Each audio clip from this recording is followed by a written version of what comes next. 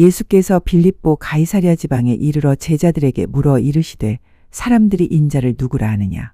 이르되 더러는 세례 요한, 더러는 엘리야, 어떤 이는 예레미야나 선지자 중에 하나라 하나이다.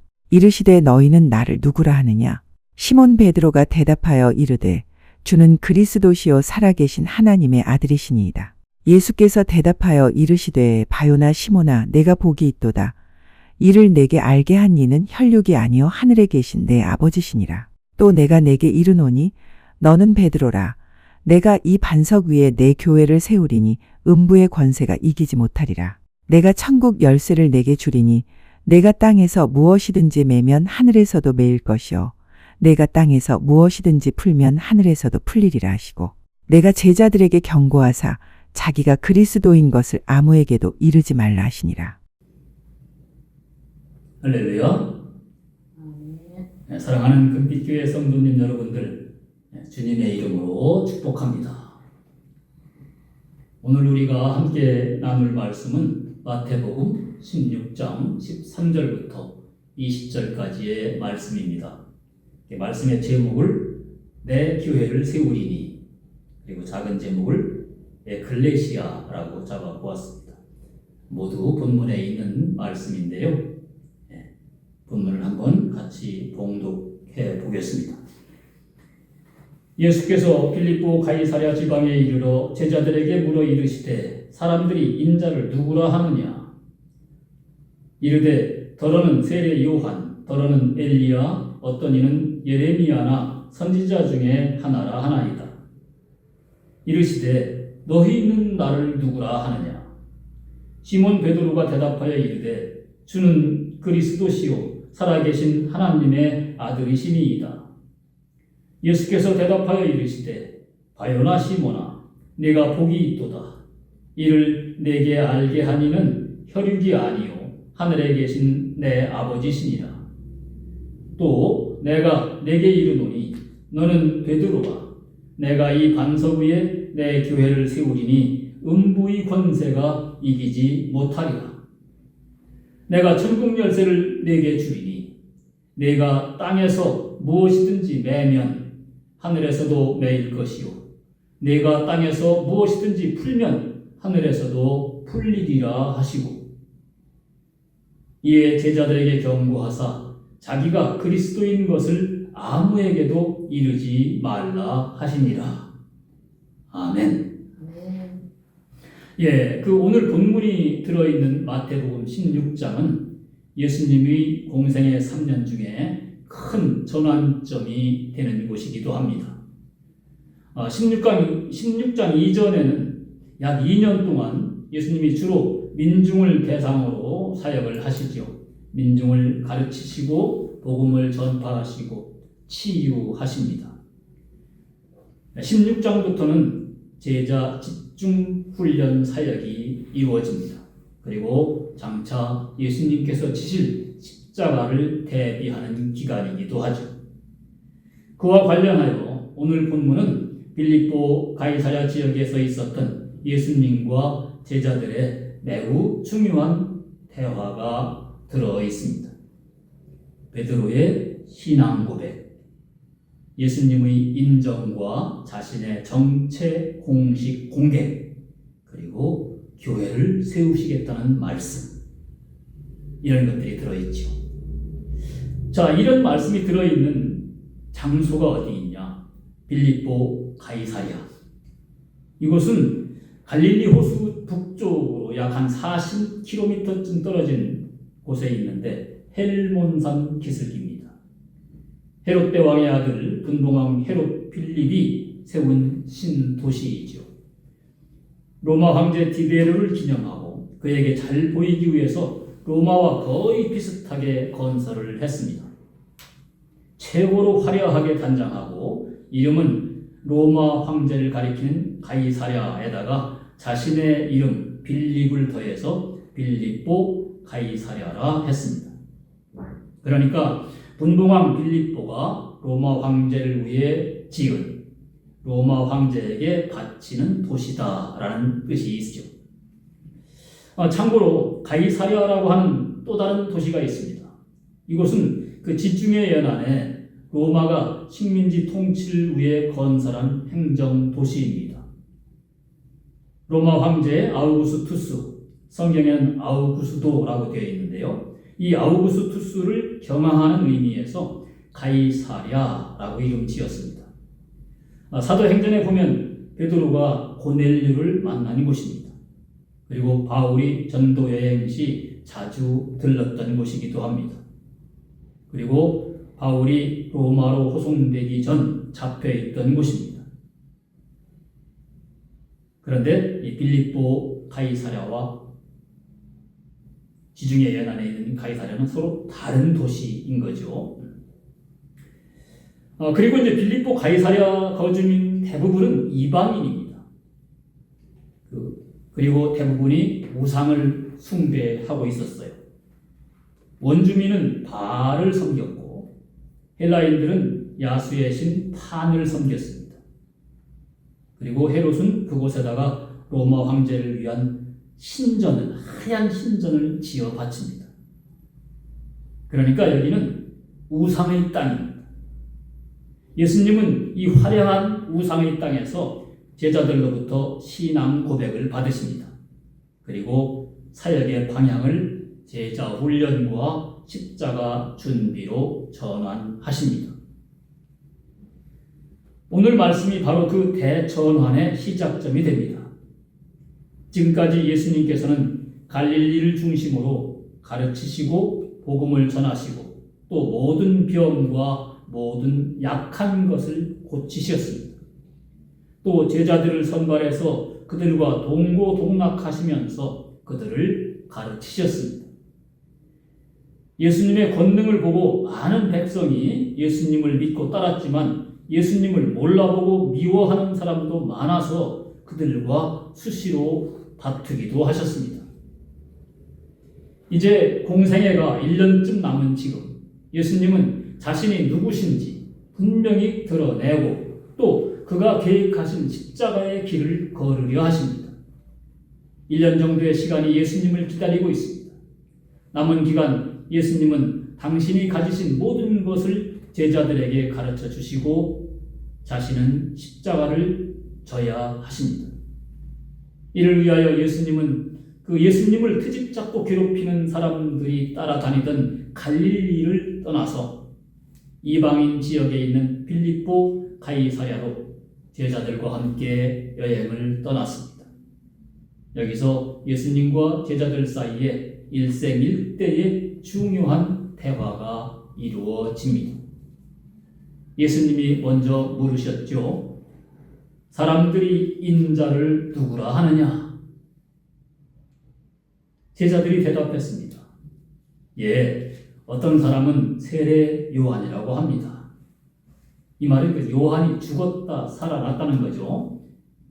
또 어떤 사람은 엘리야라고도 합니다. 구약시대에 그 살아서 하늘로 부름받은 엘리야가 돌아왔다고 하는 사람이 있다는 겁니다. 또 어떤 사람은 예레미야와 같은 위대한 선지자가 나타났다고도 합니다. 라고 제자들이 대답을 했죠. 자, 그때까지 예수님은 약 2년 동안 숱한 기적을 보이셨습니다. 하늘나라를 전하고 귀신을 쫓고 불치병을 고치고 죽은 소녀를 살리고 물을 포도주로 변하게 하고 오병이어 칠병이어의 기적을 보이셨습니다. 그런데도 불구하고 당시의 사람들은 예수님이 자기들을 죄에서 구원할 그리스도인 것을 몰랐습니다. 그저 좋게 보아도 좋은 선지자 정도로만 여겼던 것이죠. 자, 제자들이 그런 대답을 하는 것을 듣고서 예수님이 다시 물어보십니다. 그래, 그러면 너희는 나를 누구라고 생각하느냐? 여기서 그 유명한 베드로의 신앙 고백이 나오죠. 자, 16절을 같이 읽어보겠습니다. 시작. 시몬 베드로가 대답하여 이르되 주는 그리스도시요 살아계신 하나님의 아들이시니이다. 아멘. 예수님은 베드로의 이 이 말을 듣고서 크게 기뻐하십니다. 그리고 이것은 사람이 알려주어서 알게 된 것이 아니고 하나님 아버지의 인도하심을 받아 알게 된 것이라고 하십니다. 그리고 그렇게 됐으니까 넌 참 복이 있는 사람이라고 칭찬도 하십니다. 그런데 이 장면에서 우리가 놓치면 안 되는 것이 있습니다. 베드로를 칭찬하신 이 말씀 속에는 예수님이 스스로 자기가 그리스도인 것을 인정하시는 내용이 들어있다는 겁니다. 직접 말씀으로 인정하고 공개하시기는 이때가 처음입니다. 20절에서 한 번 더 확인해 주시죠.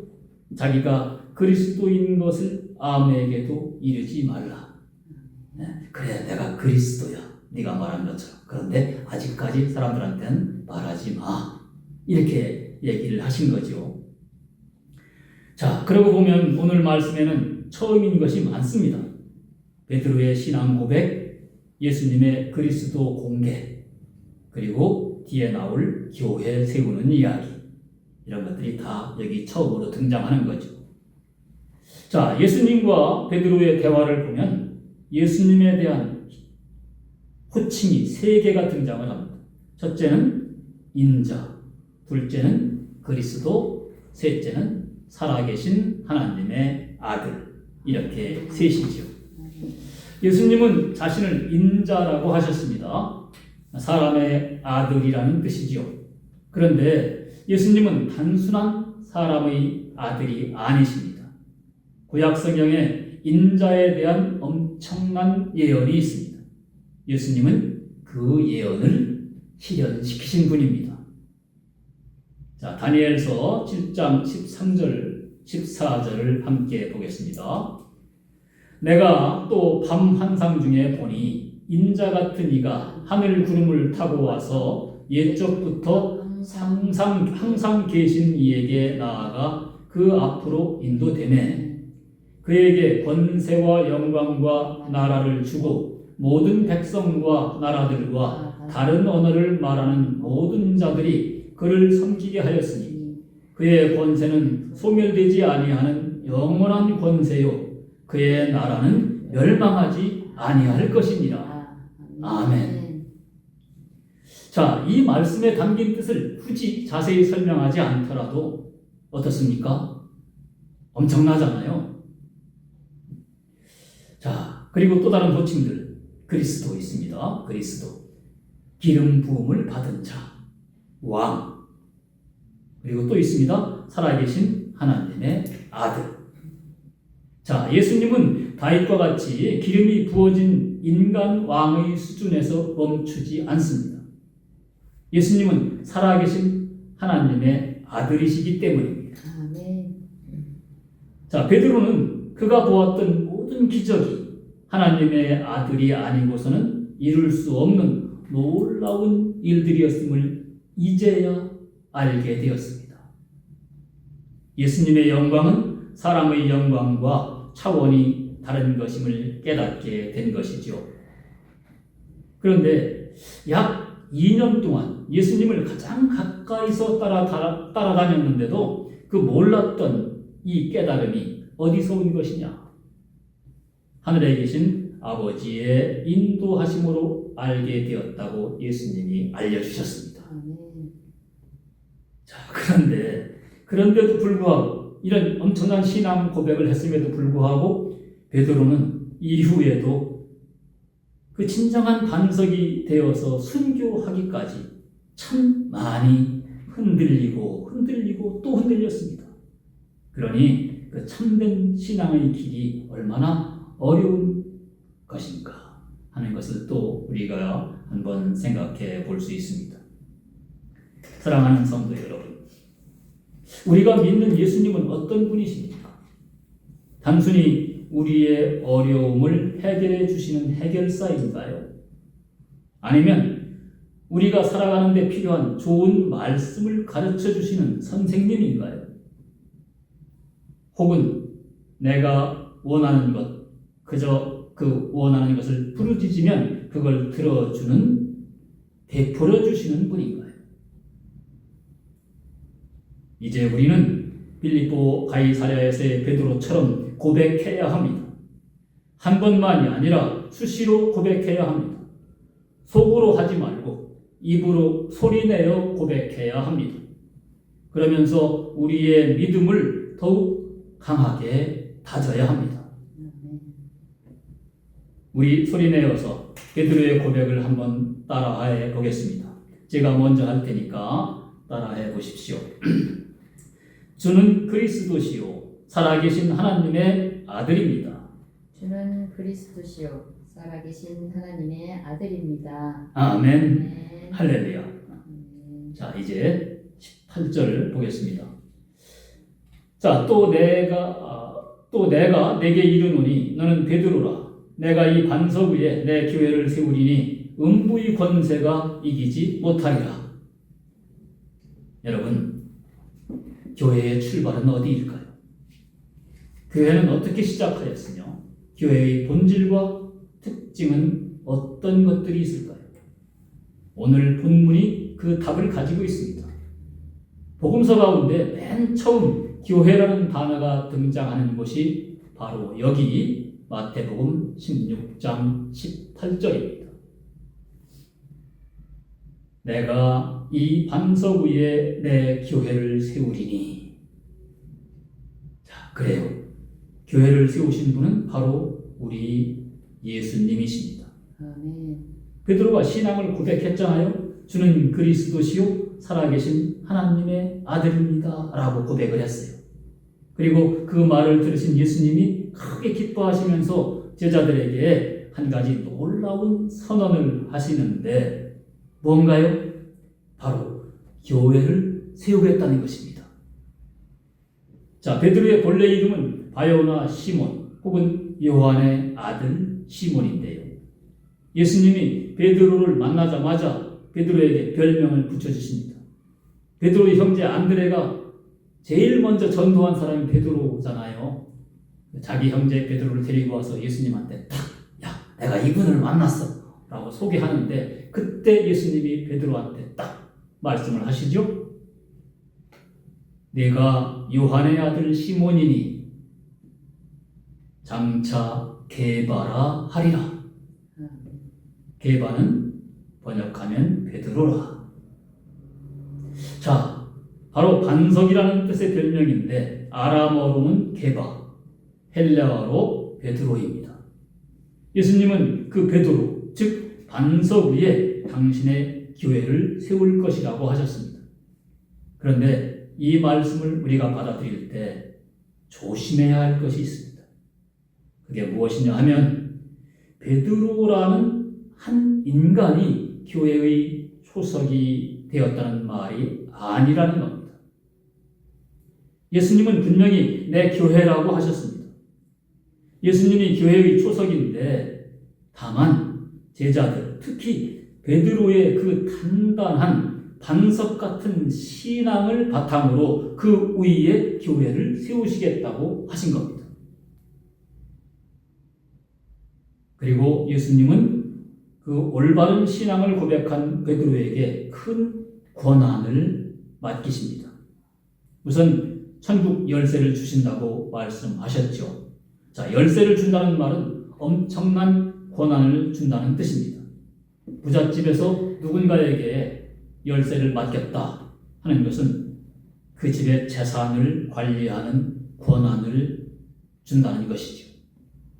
자, 또 그뿐인가요? 놀라운 말씀이 또 있습니다. 내가 땅에서 무엇이든지 매면 하늘에서도 매일 것이요. 내가 땅에서 무엇이든지 풀면 하늘에서도 풀리리라. 아멘.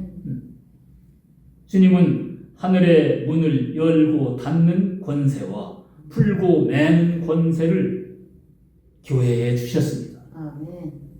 이 말은 하나님의 뜻이 땅에서 이루어지는 그 통로가 바로 교회라는 뜻이기도 합니다. 아멘. 그런데 여러분, 주님은 교회를 세운다고 말씀하셨는데 세운다고 말씀하셨어요.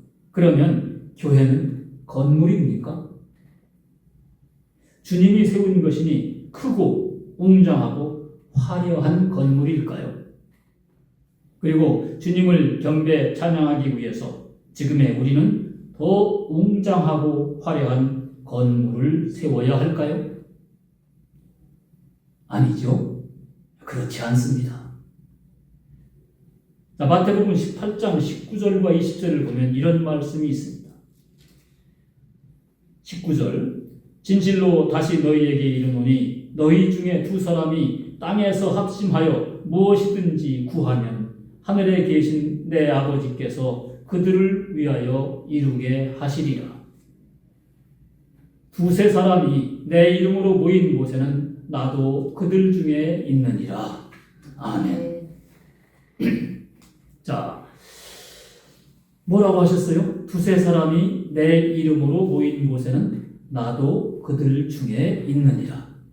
자, 이 말씀을 풀어보면 예수님을 그리스도요, 살아계신 하나님의 아들로 고백하는 사람 두세 명이 모여 있으면 그 모여서 예수님의 가르침과 뜻을 나누면 나도 그들과 함께 있겠다. 그리고서 그 두세 사람이 모인 것을 에클레시아라고 했습니다. 그리고 오늘 본문에서 주님이 내 교회를 세우리니 라고 말씀하실 때 그 교회에 해당하는 단어, 성경 원문은 에클레시아라고 되어 있습니다. 예수님이 에클레시아라는 단어를 교회를 말하기 위해서 쓰셨다는 거죠. 자, 여기서 이 에클레시아라는 단어에 대해서는 설명하자면 많이 복잡한데요. 한마디로 정리하자면 두세 사람 이상의 모임이라는 뜻입니다. 그러니까 교회는 에클레시아, 에클레시아는 모임. 그래서 예수님을 주님으로 모시는 사람들 두세 명이 모이면 그것이 바로 뭐다? 교회다. 이런 말입니다. 그렇다면 여러분, 우리가 바로 무엇입니까? 우리가 교회입니다. 교회의 본질은 건물이 아닙니다. 교회의 본질은 신앙이고 사람입니다. 그러므로 건물이 좋아야만 좋은 교회가 되는 것은 아니라는 말이죠. 딱딱한 건물이 교회가 아니고 주님 안에서 살아 움직이는 우리가 바로 교회라는 것입니다. 주님은 몸인 교회의 머리이고 우리는 그 몸의 지체입니다. 그러면 교회인 우리가 해야 할 가장 중요한 일은 무엇입니까? 주님이 하신 일을 우리가 하는 겁니다.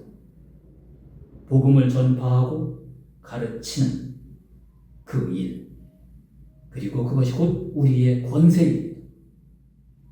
천국 열쇠를 가지고 사람들을 천국으로 안내하는 권세가 우리한테 있습니다. 예수님은 당시 종교 지도자들인 서기관과 바리새인들을 책망하면서 이런 말씀을 했습니다. 마태복음 23장 13절의 말씀인데요. 화 있을진저 외식하는 서기관들과 바리새인들이여, 너희는 천국 문을 사람들 앞에서 닫고 너희도 들어가지 않고 들어가려 하는 자도 들어가지 못하게 하는도다. 자, 이 말씀을 헤아려 보면 하나님의 뜻을 가르치는 사람들이 천국 문에 들어가는 열쇠를 가지고 있다는 의미가 들어 있습니다. 당시 율법 교사들이 공회에서 사람들에게 율법을 가르쳤습니다.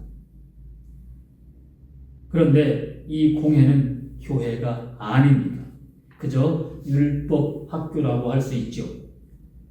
그러니까 예수님을 그리스도라고 믿는 사람들의 모임이 아니라는 겁니다. 그런데 이제 예수님은 교회를 세우시고 율법 교사들로부터 그 가르치는 권한을 빼앗아서 제자들, 곧 교회에 넘겨주시겠다고 말씀하신 겁니다. 여러분, 권한이 크면 책임도 따라서 커지는 법입니다. 만일 교회가 자기에게 주어진 권한을 공회의 율법 교사들처럼 잘못 사용한다면 주님의 책망을 받을 수밖에 없겠죠. 열쇠를 잘못 관리하는 집사를 집주인이 그대로 놓아둘 리가 없습니다. 그러므로 교회는 그 가르침에 신실해야 합니다. 교회의 가르침이 왜곡되면 길이요 진리요 생명이신 예수님을 바르게 증언할 수가 없습니다. 하늘나라 복음을 바르게 전파할 수가 없게 되는 것이죠. 거짓 교사가 교회 안에서 활개를 친다면, 그래서 신앙이 여린 사람들을 실족하게 한다면 주님은 그 열쇠를 가차없이 회수하실 것입니다. 그러므로 교회는 흔들림 없는 신앙의 반석 위에 굳건하게 서 있어야 합니다. 우리의 신앙은 언제나 바르고 굳건해야 합니다. 날이 갈수록 더 단단해지고 깨지지 않는 반석이 되어야 합니다. 그래야 교회가 당당하고 위엄 있게 권세를 누릴 수가 있는 것이죠. 본문 18절에서 예수님은 중요한 말씀 하나를 더 하고 계십니다. 반석 위에 세워진 교회를 음부의 권세가 이기지 못하리라. 스올이라고도 하는 음부는 사망의 권세가 가득한 곳입니다. 빛인 주님이 없는 어두운 곳입니다. 범죄한 자가 던져지는 구덩이이고 지옥입니다. 사악한 사탄이 굶주린 사자처럼 돌아다니면서 울부짖는 곳이 바로 음부입니다. 성도 여러분, 때로 교회가 음부의 권세에 패배하는 것처럼 보일 때도 있습니다. 거짓 가르침이 난무하고 악한 자들이 권세를 부리고 세상이 우상과 물질 욕심으로 가득 차 있고 서로 패를 갈라 다투기도 하고 사랑이 아닌 힘이 지배하며 돈 많은 사람이 위세를 두덜치고 위선자들이 득세할 때도 많아 보입니다. 그러나 교회는 우리 주님의 것입니다. 주님께서 내 교회라고 말씀하셨습니다. 주님이 부활하여 승천하시고 2000년 동안 위축되고 위태로운 순간들이 많아 보였지만 결국 교회는 지금까지 땅끝을 향하여 확장되고 있습니다.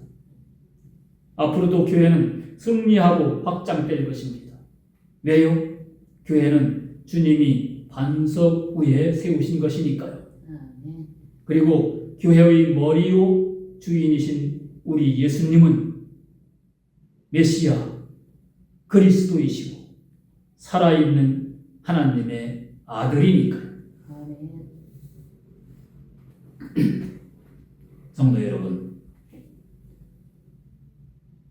너희는 인자를 누구라 하느냐 하고 예수님이 제자들에게 질문하셨습니다. 그때 베드로가 하나님의 인도를 받아 고백했습니다. 주는 그리스도요 살아계신 하나님의 아들입니다. 놀랍고 진지한 고백입니다. 촌스럽고 덜렁대던 베드로가 깨달음을 얻어서 참 멋진 고백을 했습니다. 당시로서는 최신직 도시요 빌립보 가리사야의 화려한 모습을 그리고 다양한 우상들의 유혹을 보고서 거기에 휘둘리지 않고 정신 똑바로 박힌 단단한 신앙 고백을 했습니다. 그래서 예수님의 칭찬을 받고 그 반석 같은 신앙 위에 교회를 세우겠다는 큰 은혜의 말씀을 들었습니다. 그리고 주님이 직접 내가 그리스도이다 라고 확인도 해 주셨습니다. 게다가 주님은 천국 열쇠를 주셨습니다. 그 열쇠를 쥐고 땅에서 무엇인지 매고 무엇이든지 푸는 권세를 또한 주셨습니다. 여러분, 이제 우리가 베드로입니다. 아멘. 우리가 반석입니다. 아멘. 우리는 매 순간 고백해야 합니다. 주는 그리스도요 살아계신 하나님의 아들이고 우리는 그 주님 안에 있습니다. 아멘. 라고 고백해야 합니다. 입으로 소리내서 늘 고백해야 합니다. 그리하여 우리의 믿음 위에 주님이 세우신 교회가 흔들리지 않도록 굳건하게 버텨나가야 합니다. 저와 여러분이 어떠한 시험과 진동에도 흔들리지 않는 굳건한 반석이 되기를 축원합니다. 아멘. 그 반석이 날이 갈수록 넓어지고 더 단단해지기를 축원합니다. 아멘. 우리 금빛교회 성도 모두가 주님이 주신 천국 열쇠를 손에 꼭 쥐고 사람들을 하늘 문으로 인도하는 주님의 신실한 제자, 믿음직스러운 교회가 되기를 축원합니다. 아멘. 기도하겠습니다.